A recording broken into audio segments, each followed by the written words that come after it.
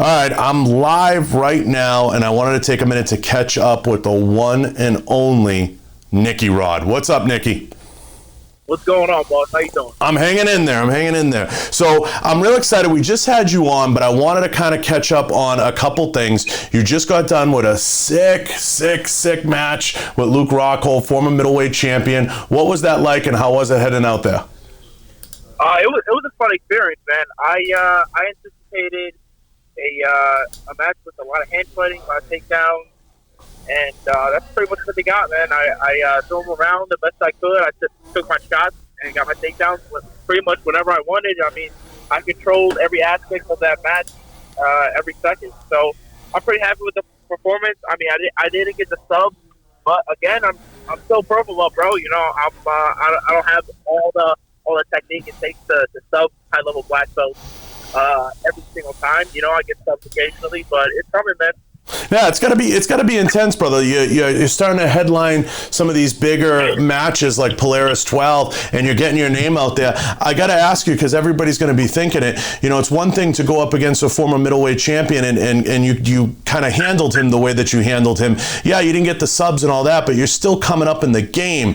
At what point do you kind of say, you know, maybe it's time to start to look for, you know, UFC like we talked about in the past? Is something like that in the cards, or are you still staying on the grind? I mean, dude, honestly, it's like the way the sport of jiu-jitsu, of grappling is kind of, it's evolving to where we can make not only like a good living, but we can make an exceptional living just competing against jiu-jitsu. Like, you know, Gordon Ryan, for instance, you know, the guy's making way over six figures. You know, he's 23, 24 years old, and he's making more than a lot of UFC fighters, honestly. Of course, yeah. No, he's come out and said that. You know, you're not. Yeah, I mean, you're spitting truth. Yep. Now, but I see it bigger for you, and I don't think, you know, I'm just kind of, you know, picking your brain for a minute. I see you taking a match with someone like Luke to make a point, and I don't think you went into it like, you know what, I got to kill this guy, but you made a point, and you made a very serious point that you can hang with a guy who was a former champion. Oh yeah. I can. I mean, I had a former champ before, something Marquez or something like that. Either he competed for the belt, or he won the belt. But either way, it was pretty much the same outcome. You know, I dominated him the whole time. But Luke Rockhold was just a spectacular name to have on my resume. So I'm happy with the outcome. And I'm taking all the big fights I can get, man. I mean, I've been literally since ADCC. I've had 2 weekends that I didn't compete. Every weekend after that, I've competed. How's your body holding up? Fantastic, man. I couldn't feel better. That's good. You know, it takes a wear and tear as time goes on, as you know. I'm sure you get all the old timers telling you, just wait, you know, it'll catch up to you. But you're doing a great job. Yeah, I mean, you know how it goes back east. Every old timer everywhere is like, you kid, you're young. But you're hanging in there pretty damn freaking good for a guy who's banging around every weekend. I'm telling you. Well, I think the big thing that a lot of people miss, especially in the longevity of their athletic career, is that they train hard, they eat clean, but only for a certain period of time. If you train hard all the time, eat clean all the time, I think you have your body becomes accustomed. You grow into the shape of an athlete. You know, so your body's prepared, it's more dense, it's ready for impact. As opposed to somebody that kind of goes hard for 6 months and takes a couple of weeks off, you know. Oh, of course. You're really dialing it in at this point. I mean, you're really getting into your own and getting control of your body. At any point, do you feel like gaining the weight and the size is slowing you down? Because I know we both have a mutual friend in Tony Sentmanat in Real World Tactical, and Tony and I talk about this all the time. When you get to a point of 240, 250, at some point you start to give a little on the explosiveness and the movement. Do you feel any of that yet? No, I think I'm getting faster as I'm getting heavier. Honestly, I'm not getting fat. I'm getting muscle, and not just regular muscle. It's fast twitch muscle. So my explosions are more explosive. They're more dynamic, and now they're more technical. So I mean, in every way, I'm improving. And honestly, I'm like 240 right now, and dude, I have not competed or had anybody faster than me. Whether that be transitioning from top to bottom, taking a shot or whatever it is. I mean, I'm the fastest guy out there. I truly believe that. Oh, I totally, Tony and I were talking about this the other day. We totally see the explosiveness in your movement and everything that you're doing. I mean, you'd have to be a fool not to see it. I mean, you're exploding around the mat. Just the way you're taking guys' backs and the approach that you're taking. I mean, you'll come right across a guy's face and not give a fuck. And that's what I like to see. It's really explosive. It's exciting. It's different. And I think as you keep maturing, I mean, I got to believe at this point in the next 6 to 12 months, you'll be sniffing at a brown belt and moving right along and taking some of these guys down at that level. Yeah, for sure. I mean, it's definitely going to take me a while to get my brown belt, just because being a brown belt in the blue basement is, being a black belt in a row. So it's going to, technique-wise, it's going to take some time, but I'm definitely in the right direction, man. Oh, of course. So it's got to just be awesome, kind of going from this to the, from the previous ADCCs to this, to the next thing, Where does it go from here, and what's the next step, and how do you see it playing out in 2020? Man, I honestly, I just want to win every major title. Like I have a bunch of titles in my mind that I want to win, but the one thing I have on my mind is ADCC, man. I got to get that gold medal around my neck. The gold medal at ADCCs is something that we all know is, you're in rare air, especially being from the U.S. It's one of those things that very few people ever sniff in a lifetime. What does that mean to you, and how important is it to you to train for that being the primary goal? I mean, this is I'm in this sport for the money, honestly. I don't want to have a job. I want to be my own boss. Of course. And when I win that ADCC gold medal, that just means whatever I'm getting paid now, times 4. Everything gets multiplied. It heightens it. And with that, it's greater risk, because every time I compete, I'm risking losing to somebody that's lesser. I'm constantly, everybody else is the underdog essentially. So it puts more pressure on the champ, honestly. Oh yeah, absolutely, and that's just such rare air and so much fun to kind of see play out, especially with as young and explosive and exciting as you are. Is there any one or two guys in particular that you're like, at this point, you're like, I got my eyes set on this guy for a super fight? Oh, for a super fight? Man, honestly, I just want all the big games. I like going against UFC fighters just because they're more stand-up oriented. They'll wrestle with me. And then their jiu-jitsu is generally not that good.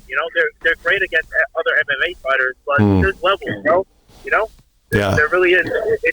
And as Luke Rockhold saw, there's a big jump between somebody that focuses on 5 different sports, in the MMA world, as opposed to somebody that just is dynamically focused on jiu-jitsu. Oh, absolutely. There's definitely something to be said about the well-rounded fighter at the UFC level, but it comes down to, at this point in the game,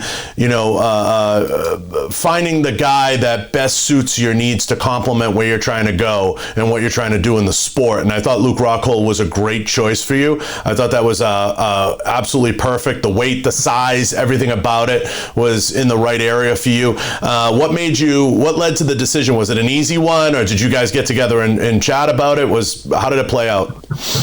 No, I mean, pretty much like Polaris contacted me. It was like, hey, we have Luke Rockhold if you want him. I'm like, fuck yeah, let's do it. The hardest part about it was agreeing on the weight, because I was walking around like 245. I'm trying to get as big as possible before next ADCC. I'd like to be 250, 260, and pretty fucking shredded. So I got some work to do, but yeah, I had to come down to about 230, which was kind of sucks, because having that 6-hour flight, your water retention is shit, and yeah, it was a little bit of a process making that weight, but it is what it is. I had fun, but yeah, man, I was pretty surprised how fast Luke kind of agreed to it. Maybe he didn't do his research too much, and he thought he was just going to kind of manhandle me. Yeah, I mean, I don't think I'm picking on Luke saying this. I think he's looking for greener pastures. He's had a couple of rough fights in the UFC recently, and I think he's maybe looking to see where he could transition to and what makes sense. And at the end of the day, Luke has other things he can fall back on. It's not like he'll be destitute. He's an awesome dude, and I think he'll be just fine. I think he's kind of maybe trying to do the opposite of what some guys are doing and transition into more of the jiu-jitsu side and some of the grappling stuff, because it's a little less on his face and on his body, at this point in his career. Oh yeah, like honestly, man, like there's so much pressure honestly, it's sure I see these guys like, yeah, it's amazing when they win, but bro, the second you lose, like everybody fucking hates you. I see it, like I saw the people commenting on my pictures about Luke, like saying that like, oh, you're gonna knock him out with a double. Like, it's funny and all, but fucking, it's harsh, Of course. I just think the guy across the mat, that is receiving that. It's fucked up. It's hard to deal with. The good thing about grappling is that it's so lighthearted. Like, yeah, we can talk shit, whatever, but at the end of the day, man, we're just gonna grapple and have fun. Like, I enjoy being on the mat in competition. Like, I look forward to it. Oh, absolutely. You can see it. It's in your blood. It's in your veins to get out there and compete. I want to ask you, and I want to be selfish for a minute and kind of throw a couple things at you. I know you get your eyes on some of these big names in the UFC, and I get what you're doing, and I think it's smart. And I see how it could play out for you and how you could do things and building yourself up as being either whatever you want to be, contender at that level or do other things. I selfishly, and I just want to throw a couple names at you and see, I would love to see a super fight between maybe you and Diego Santos or a Junior Dos Santos, something along those lines. Are those guys you're looking at, and I think they would fit kind of your framework and what you're trying to do? Are those guys you might have your eye on? Bro, literally everybody. If you have a big name, I'm the guy that's going to pick you out. I fucking want it, bro. I'm telling you, line them up, whoever it is. I'm taking down. It doesn't matter.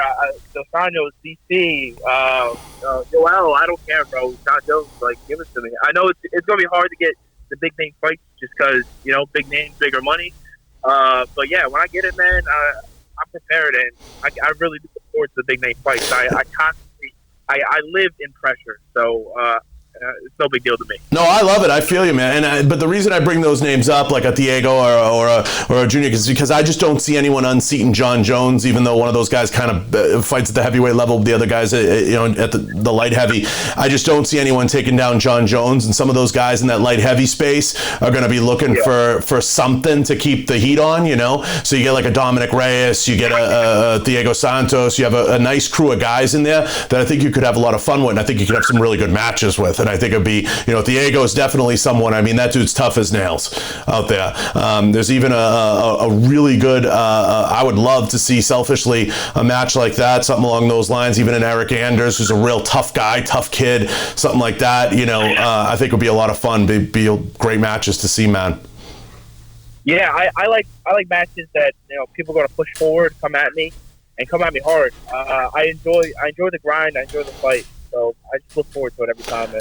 Yeah, it's crazy. And some of those guys might be even a little light for you. But I mean, I have to say some of those guys will be a lot of fun to see you get on the mats with.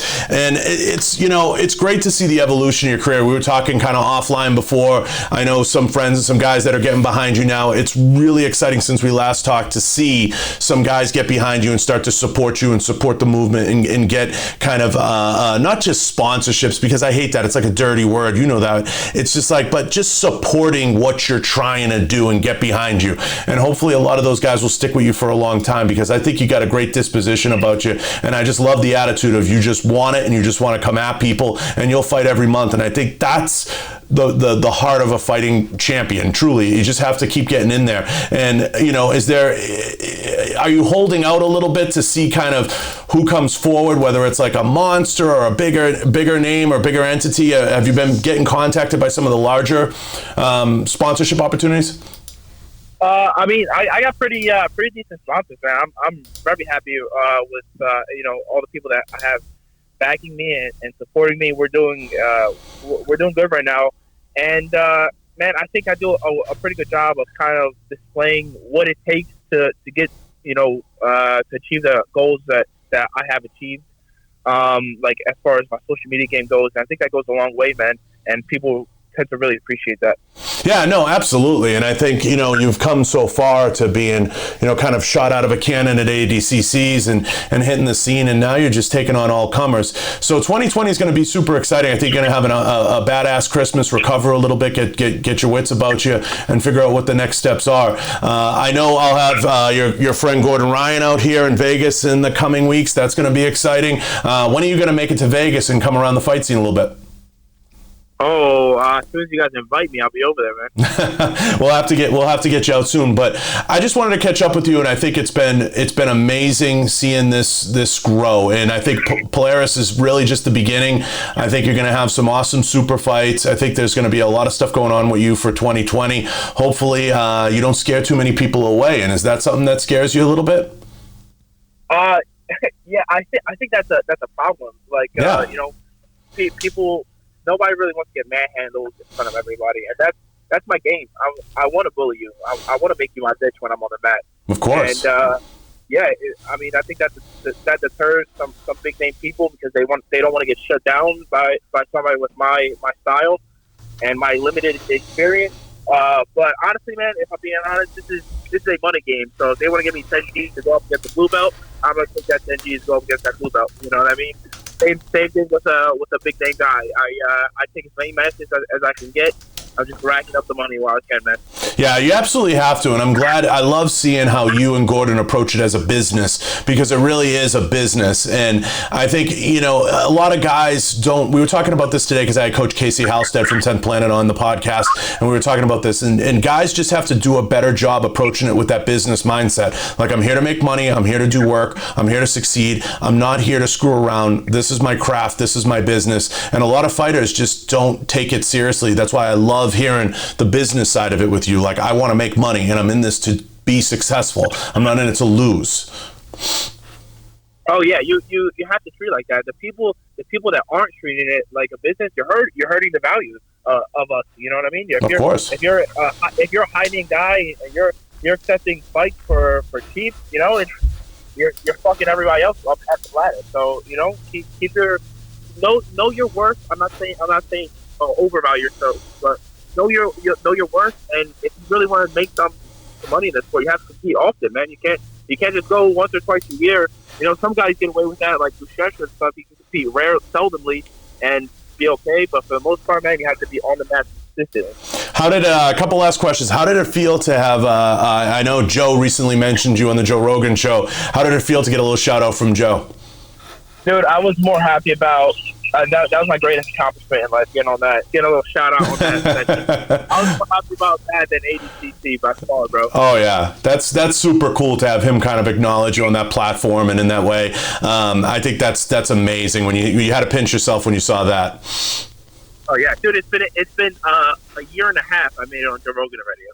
I'm on the right track. You're on the right track, absolutely. You'll have to get on there soon, and I'm sure at some point he's got his eye on you. Have you at all thought about one of my last questions? Have you all thought about people that come out and kind of have something to say about maybe it's you just doing the BJJ matches and not getting into the UFC, or some haters that are starting to comment and say, he's just doing grappling matches. He's not fighting. When's he going to fight? Or, just haters in general. What do you say to them? I tend to focus on more of the positive comments and whatnot, but people that just want me to hop in, I'm not going to do anything I'm not ready for. Like, and I have this mindset along with everybody else that's chasing, trying to be the best in the world. If I hop into the cage, I'll become obsessive. I want to win every time. I want to be the best in the world. And the requirements to do that in the MMA world are tremendously different than the jiu-jitsu world. It just is what it is. And for me, myself, that'll take the fun out of it. And I'm just really having so much fun grappling. Like, fighting's not even on my mind.